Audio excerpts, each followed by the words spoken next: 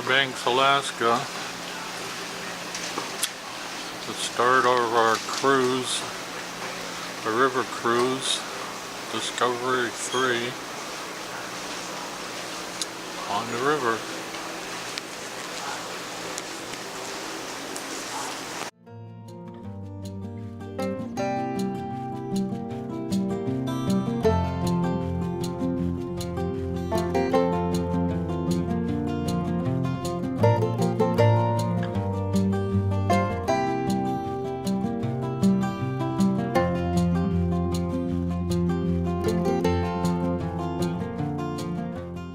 Young people, isn't it? Well, they have to be a cut above to live here because half of us are under 27 and a half years old in this valley. One half of us. And young people do amazing things here. We'll highlight some of those things as we move along. On the flashlight button, you see this picture on the video. And every 5 years, the Coast Guard shows up with that $6 million government flashlight they bought with your tax money. And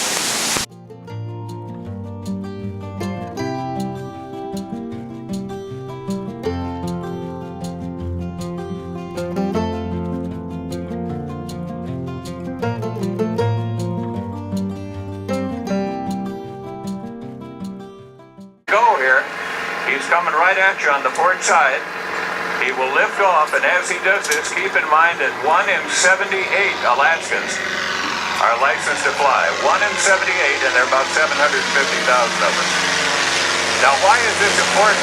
Well, here's a good example. He was sitting in his kitchen a few years back on a December morning. 42 below zero, 8:30, pitch dark, no sign of my favorite part. Watch the daylight under the floats as he gets lower and lower. Because the idea is to set down very gently, like an Olympic diver. You don't want a big splash. And so one float and then the other, and down we go. Isn't that nice? Steve can answer. Very nicely done. Okay, Ray's going to give me the radio, and we'll have a little conversation. You're invited to listen in. He has quite a story for you.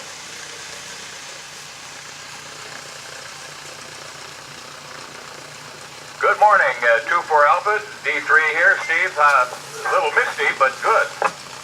Yeah, a little fog, but it's a good look at the TV if you're on the right-hand side.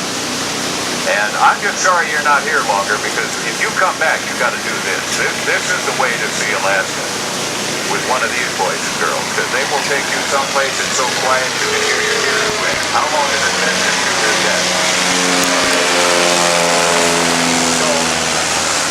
You have to trick or treat at 37 below, and if you have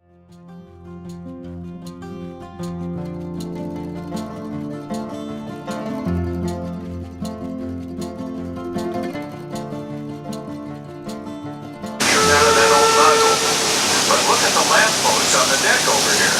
Because those are old mining nozzles. They call them monitors, and they run those back and forth and watch all the money.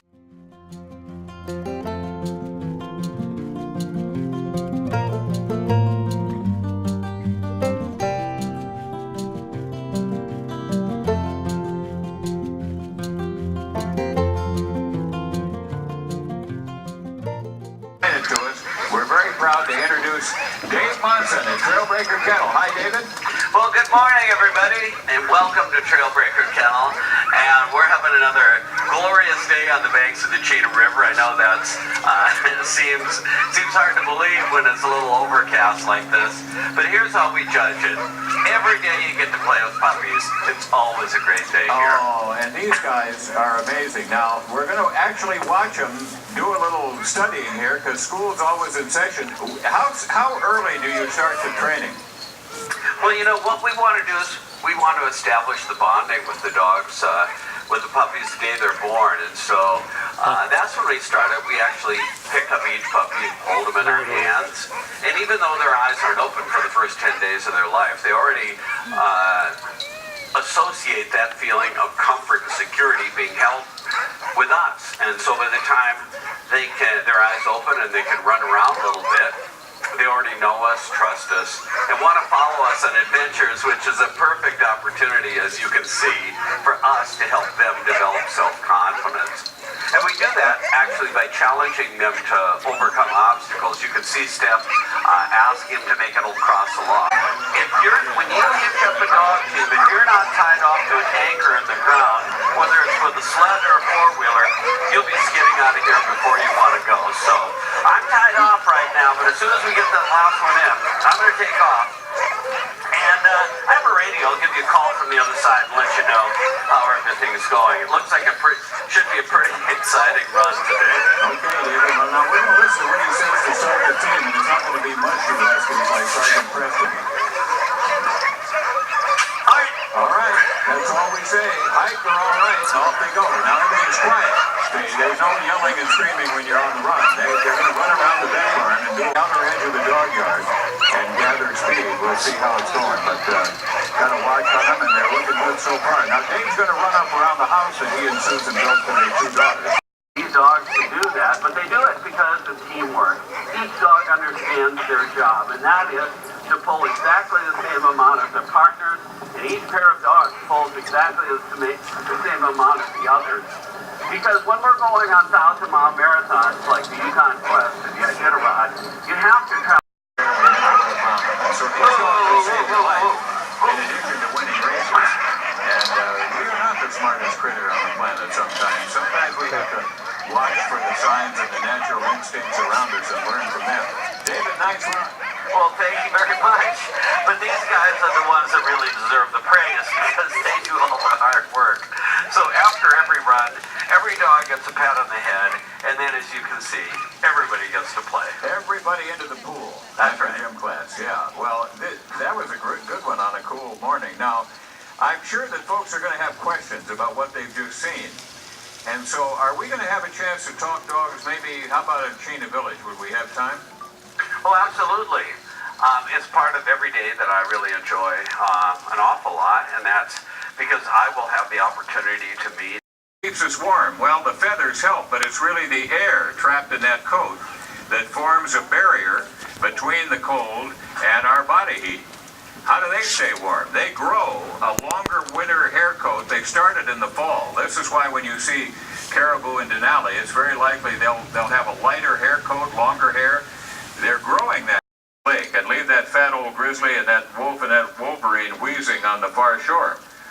Now, their feet are incredible, not only as paddles, but as snowshoes. They can drop that ankle down right to the dew claw. Galena on the Yukon River, and I learned to cut fish when I was still very little. Probably around 3 years old. Now, of course, you understand all of these structures. Would you explain them to us for a second here? Sure thing. So a fish camp like this is similar to one you might find on the Yukon or the Chena rivers. Every summer, families will pack up and travel maybe 30 miles away from their own village to their respective fish camps. The heart of fish camp is the fish wheel, and that's what's in the water here. This is a highly efficient machine that allows us to catch enough salmon to feed ourselves and our dogs all winter long. Up on shore over there are canvas wall tents. This is where we can sleep in the summertime. And these structures right next to me are air drying racks, which is where we hang up salmon before they rotate into the smokehouse. In case there's a lighter salmon run within that period, we'll still have plenty to feed the dogs. Beautifully done, Danae. Now, what's the next step? Well, we never like to put a wet, drippy salmon like this directly into the smokehouse because they can mold and sour. So we'll hang it outside on the air drying racks just till they develop a nice sheen or a glaze. Then they rotate inside. Hey, you better fly yourself and my daughter out here right now and help me find a house because I'm not leaving anytime soon. I went from having a golden retriever who lived to be 13 years old. Once she passed away, I got my first Alaskan.